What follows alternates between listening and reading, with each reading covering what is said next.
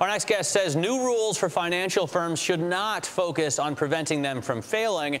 Instead, they should limit systemic risk when failures occur. Professor Thomas Cooley is the dean of New York University's Stern School of Business. He joins us now to talk about what has become really a fascinating discussion across international lines, because I think Mervyn King and Paul Volcker have both really kicked off the idea of maybe we should break these banks down. Obviously, the legislation in Congress right now seems to enshrine too big to fail. Let's talk first of all about the idea of assigning the role of systemic risk regulator to the Fed. You think that's a bad idea. In your testimony to Congress, you opened up with that. Why? Well, I think it's a bad idea because I worry about it distracting the Fed from its primary responsibility for monetary policy. And I also don't think that they particularly have a track record of either dealing well with systemic risk, nor do they have the special expertise that's needed to do that. So, do they have a track record as far as dealing well with monetary policy? I mean, a lot of people will argue because of such low interest rates, we're in the situation that we are now. They've certainly made a lot of mistakes, but they've also done a lot of things exactly right for the past year. So I think that we want them to focus on monetary policy, and we want to treat the problem of systemic risk regulation a bit more directly, more seriously.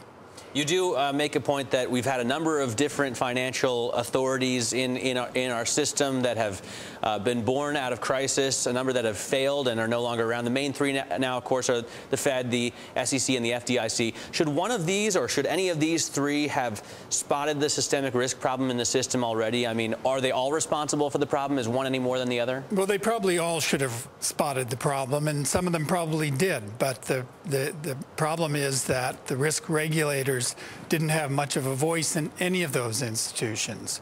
But the thing that we have to think about going forward is we need to have an agency that I would think looks a little bit like the FDIC, but is far more independent, that is focused on assessing and pricing the risks that are created by financial firms that are too large to fail or too interconnected. Rather, though, than regulating firms that are too big to fail, wouldn't it be safer to just dismantle them in the first place so that we don't have to regulate that kind of danger? Well, a lot of very smart people think that that's true, that we ought to think about going back to a Glass-Steagall world where investment banking and casino-like activities are separated from commercial banking.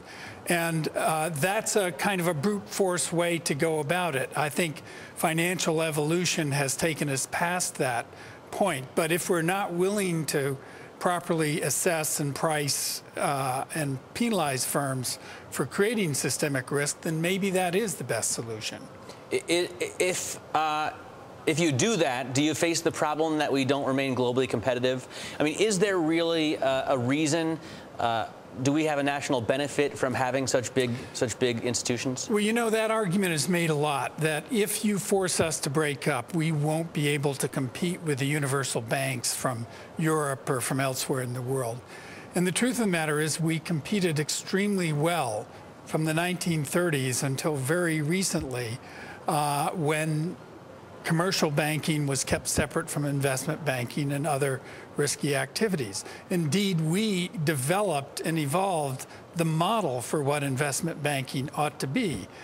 So it was an enormously successful period for the U.S. when those efforts were kept separate. So I don't think that's an argument that really computes. Just quickly, I wonder, you say in your testimony to Congress there is no market discipline that works to control systemic risk. Is there a way to install something like that? Well, that's why I like to talk about it as financial pollution.